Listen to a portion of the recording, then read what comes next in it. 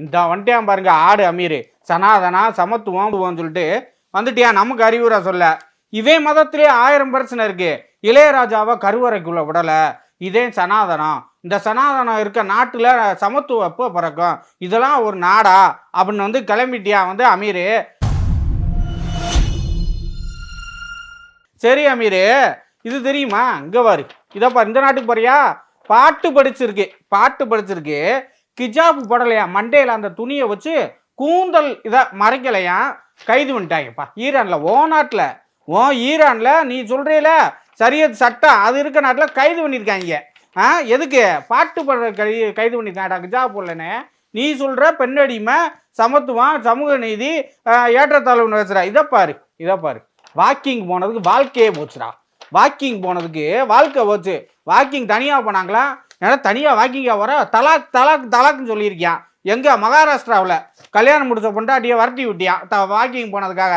நீ வந்து எங்களுக்கு அறிவுரை சொல்கிற வந்து கருவறைக்குள்ளே இளையராஜா விட மாட்டாங்கன்னு இது பண்ணுற. வந்து ஏற்கனவே நீ கூட்டி கொடுத்ததே இவனை மாற்றின, அது மாதிரி வந்து இளையராஜா மாற்றலாம் பார்க்குறியா?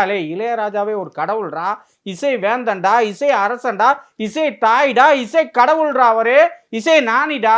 அவர் கோயிலுக்கு போக வேண்டிய அவசியம் கிடையாது. சாமி அவரை தேடி வரும்டா. ஆண்டாள் கோயிலுக்கு முன்னாடி சிறுலுக்கு முன்னாடி பாட்டை படிச்சாருன்னு வச்சுக்க, ராஜா எனக்கு டியூன் போட்டுதா, ரங்கநாதனுக்காக டியூனை போட்டு கொடுன்னு ஆண்டாளே வருவாங்கடா. மீனாட்சி வருவாடா, சோறுமானே வருவார்டா.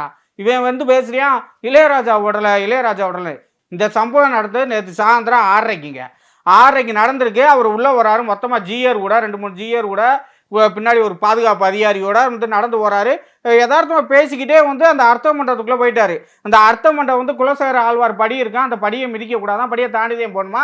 அர்த்த மண்டபத்துக்குள்ளே வந்து ஒரு இது உற்சவம் இருக்கனால அங்கே யாருக்கு அனுமதி இல்லை. அந்த பூஜை ஒன்றாயில அவங்களுக்கு மட்டும்தான் அனுமதி, அந்த பட்டருக்கு மட்டும்தான் அனுமதி, மற்ற எவருக்கு வந்து அனுமதி இல்லை. இவர் தவறுதலாக போயிட்டாப்ல. ஒருத்தர் சொல்கிறாப்புல வெளியே கொஞ்சம் வந்துட்டாரு, அவர்கிட்ட சொல்லுங்கன்னு. இளையராஜா புரிஞ்சுக்கிட்டு வெளியே வந்துட்டார். அவருக்கு தெரியும்ல, அவரோட மியூசிக் ரெக்கார்டிங் ரூமில் யாரையும் விட மாட்டார். எந்தெந்த இதுக்குள்ள எது பண்ணணும் அப்படின்னு தெரியும்ல. வந்து பூஜை அறைக்குள்ளே அவர் பூஜை ஒன்றப்போ போக முடியுமா? அப்படியே வந்துட்டார். அவருக்கு தெரியும்.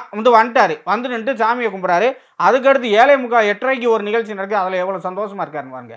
இந்த படத்தை பாருங்க, இவ்வளோ சந்தோஷமாக இருக்காரு, அவ்வளோ மரியாதை கொடுத்துருக்காங்க. ஜிஆர் வந்து கடவுளுக்கு அடுத்து ஜிஆர்னு சொல்லுவாங்க. அவர் வந்து இளையராஜா வந்து இது பண்ணுறாரு, அப்படி இது பண்ணுறாரு. இளையராஜா ஏன்னா கடவுள், இளையராஜா பாடுனா சாமியே இறங்கி வரும் அப்படின்னு எல்லாத்துக்கும் தெரியும். அதுக்குரிய மரியாதை தராங்க. தமிழ்நாட்டில் சாதிக்க துடிக்கிற ஒவ்வொருத்தனா வந்து விளிம்பு நிலையில் இருக்க ஒவ்வொருத்தனா அவன் இருந்து அடுத்து மேற்பட்ட இதில் இருந்து இருக்க எவனோ பணக்கார யார் ஏழை பணக்கார எல்லாம் இளையராஜா பார்த்தா காலில் விழுவாங்கப்பா. இதேப்பா நடந்துக்கிட்டு இருக்கு. யாராக இருந்தாலும் இளையராஜா காலில் வந்து ஆசீர்வாதம் வாங்கத்தையும் செய்வாங்க. இது வந்து இப்போ எழுதப்படா நியதியாகவே நடந்துக்கிட்டு இருக்கு. இவங்க என்னமோ வண்ணனக்கா பேசுகிறாங்க இளையராஜா கோயிலுக்குள்ளே விடலன்னு. இளையராஜா கோயிலுக்கே போகல. ஜனனி பாட்டெல்லாம் அவர் போட்டார்னா டியூனை போட்டால் எல்லா சாமியும் வருஷம் கட்டின்னுடா. இவர் எதுக்குடா உள்ளே போகணும்?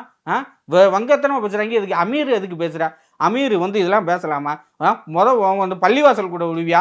ஒரு லேடிஸை உன் சகோதரி உன் சம்சாரா யாரா பள்ளிவாசல் ஜோடியாக கூட்டு போகிற மாதிரி வந்து அமீர் வந்து நான் பள்ளிவாசலுக்குள்ளே போகிறோம், வெள்ளிக்கிழமை ஜூமா தொகுதிக்கு நாங்கள் 3 பேரும் போகிறோம்னு அமீர் போட்டா போடுறான். அடுத்து வந்து சனாதனம் சமத்துவம் பேசுகிறா. சில்ற தமிழை போற்றி.